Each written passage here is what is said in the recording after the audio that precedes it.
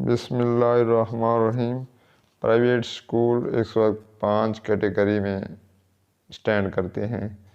Number 1 پہ ایسے school جن کا ڈیٹا سی اوز نے جون جولائی میں فیڈ کیا تھا اور انہوں نے فوراً لائسنس حاصل کی تھی، جو کہ 31/12 کو ایکسپائر ہونے کے بعد انہوں نے دوبارہ اپلائی کر کے ای ٹرانسفر 31/12 تک اپڈیٹ کر دیا ہے۔ اب ایسے سکول صرف گورنمنٹ کے نیکسٹ ہدایت کا انتظار کر رہے ہیں۔ نمبر 2 پہ ایسے سکول ہیں جن کا ڈیٹا سی اوز نے اپلوڈ کیا تھا اور سکول اونر نے اپنی پروفائل کریٹ کر کے ای لائسنس حاصل کیا تھا۔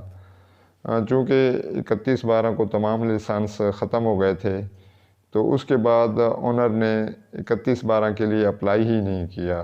ان کا سٹینڈ 31/12/2020 تک ہے۔ تیسرے نمبر پہ ایسے سکول ہیں جن کا ڈیٹا سی اوز نے اپلوڈ کیا تھا، مگر اونر نے تاحال اپنی پروفائل کریٹ ہی نہیں کی، یعنی کہ وہ ابھی تک جوں کہ توں ہیں۔ شاید انہیں معلومات نہیں ہے یا ان کے لیے کوئی پرابلم ہے، مگر یہ کیٹیگری بھی بہت زیادہ تعداد میں ہے۔ نمبر 4 پہ ایسے سکول جن کا ڈیٹا سی او نے اپلوڈ کیا تھا اور رش کی وجہ سے ان کا ڈیٹا اپلوڈ نہیں ہو سکا یا ان کی فائلیں مس ہو گئی ہیں، تو انہیں چاہیے کہ وہ اپنی جو فائلز ان کے پاس ماسٹر کاپی یا اس کی فوٹو اسٹیٹ ہے، تو وہ سی او آفس جمع کروا کر اپنا ڈیٹا اپلوڈ کروا کر اپنا ڈیٹا ویریفائی کریں اور کرنے کے بعد ای لائسنس کے لیے اپلائی کریں۔ واضح رہے کہ ایسے سکولز جب اپنی پروفائل کریٹ کر کے سی او آفس جائیں گے تو وہ ویریفائی کریں گے تو اس کا سٹیٹس ایکسپائر آ جاتا ہے، ایکسپائرڈ، تو انہیں پھر رینیول کے لیے اپلائی کرنا پڑے گا۔ تو اس لیے انہیں سی او آفس 2 دفعہ جانا پڑا گیا، 2 فائلیں انہیں جمع کرانا ہوں گی، ایک 31/12/20 کے لیے اور ایک 31/12/21 کے لیے۔ 5ویں نمبر پر ایسے سکول جن میں غلطیاں تھیں اور یا انہوں نے اونرشپ چینج کرنی تھی، تو ان کا سٹیٹس بھی ابھی پینڈنگ میں ہے۔ کچھ سکولوں نے کمپلینٹس کی ہیں، کچھ چینجز کے حوالے سے یا کچھ اونرشپ کے حوالے سے۔ کسی کا CNIC چینج کروانا ہے، کسی کا سیل نمبر، کسی کا ایڈریس، یا کسی نے سکول کے جو سپیلنگ ہیں وہ ٹھیک کروانے ہیں۔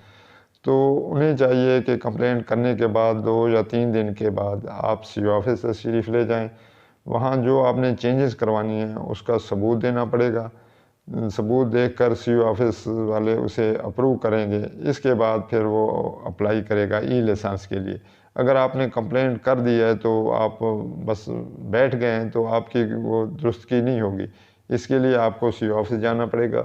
وہاں آپ نے اس کا پروف دینا ہوگا کہ یہ میری پہلی تھی، یہ میں نے چینج کروانی۔ مثال کے طور ID کروانا ہے تو ID کارڈ دکھانا پڑے گا۔ سپیلنگ کی ہے تو پھر بھی بار اسے کہنا پڑے گا کہ بھئی یہ ہماری تبدیل کر دیں، یا اونرشپ ہے تو اس کا بھی وہ آپ کو ثبوت دینا ہوگا۔ تو اس لیے سی او آفس سے مسلسل رابطہ انتہائی ضروری ہے۔